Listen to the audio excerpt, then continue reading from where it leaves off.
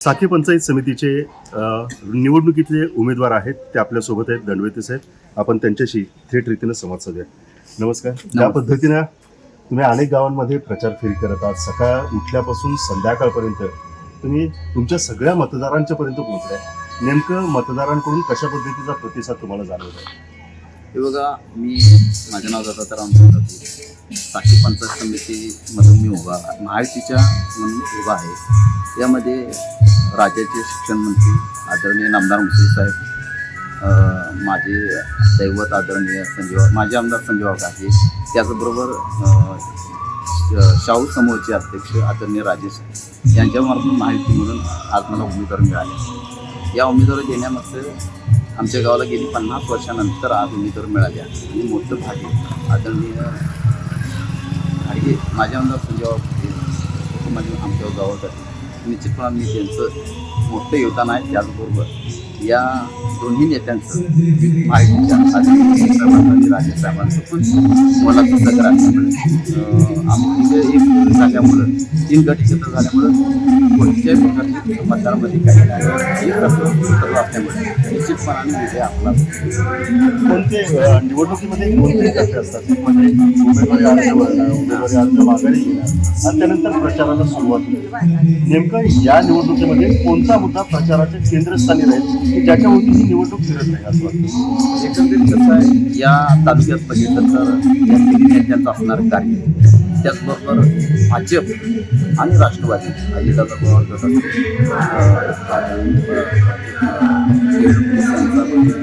त्यांच्यामार्फत या दोन्ही आणि माहिती म्हणून जे एकनाथ शिंदेच्या माध्यमातून गावातलं सर्व कायापालट म्हणजे रस्ते असतील, मोठमोठे म्हणजे साठव मार्फत आनंदी असतील, मोठा उठाव झालेला आणि चांगल्या प्रकारे मंदिरे झाली. आज त्याचबरोबर हे रस्ते, पाण्याची सुविधा, महाजल, पेयजल अशा भरपूर योजना झाल्यामुळे हा विजय निश्चित आहे. आणि लोकांना एक विशेष असा आहे की लाडकी बहीण हा एक मुद्दा अतिशय प्रामाणिकपणे माझ्या महायुतीच्या मार्फत आल्यामुळे त्याचं रूपांतर आम्हाला भरपूर म्हणजे स्त्रियांच्या मार्फत झाले. आणि आज बघितलं तर शेतकऱ्यांचा सुद्धा एक चांगल्या प्रकारचा म्हणजे निर्णय आज कर्जमाफीचा मुद्दा थोडे दिवस असेल पण तो पण झाला. आणि बरेच एक शेतकऱ्यासाठी म्हणजे 4 महिन्याला 2,000 मिळतात, ते पण 6,000 वार्षिक मिळतात, ते पण हातभार लागला. त्यामुळं निश्चितपणानं इतकं सपोर्ट आहे की आम्हाला निश्चितपणानं 80% ते 85% मतदान आपल्याला मिळू शकेल आणि आम्ही विजय. राजकीय विरोधक आहे ते असं म्हणतात की निवडणूक ही आठीतटीची होणार, एकतर्फी होणार नाही. जरी तिन्ही नेते एकत्रित असले तरी त्यांना देखील संघर्ष करावा लागेल. कसं म्हणतात?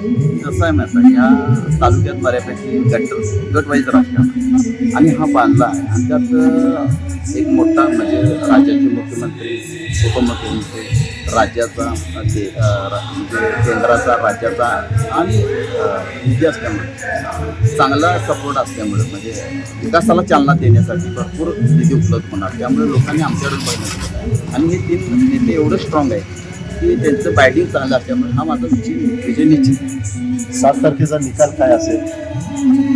आमचे कागल तालुक्यामध्ये 6 जिल्हा परिषद आणि 12 पंचायत समिती, आम्ही 18चे 18 सर्व उमेदवार प्रचंड मतांनी निवडून येणार. त्यात माझी 3 मतदार. विजयाचा दावा केलेला आहे दंडवते यांनी की 100% कागलमध्ये गुलाल हा उधळला जाईल. परंतु यासाठी आपल्याला 7 तारखेची वाट पाहावी लागेल. आणि त्याचबरोबर येणाऱ्या काळामध्ये कोणकोणत्या प्रकारचे मुद्दे किमान या मतदारसंघामध्ये पुढे आणले जातील, त्याला कशा पद्धतीनं काउंटर अटॅक केलं जाईल आणि ज्या मतदारांना भावनिक रीतीनं साथ घातलेले ते मतदार या सगळ्या गोष्टींकडे कसं पाहणार हे पाहणं खूप महत्त्वाचं ठरणार आहे.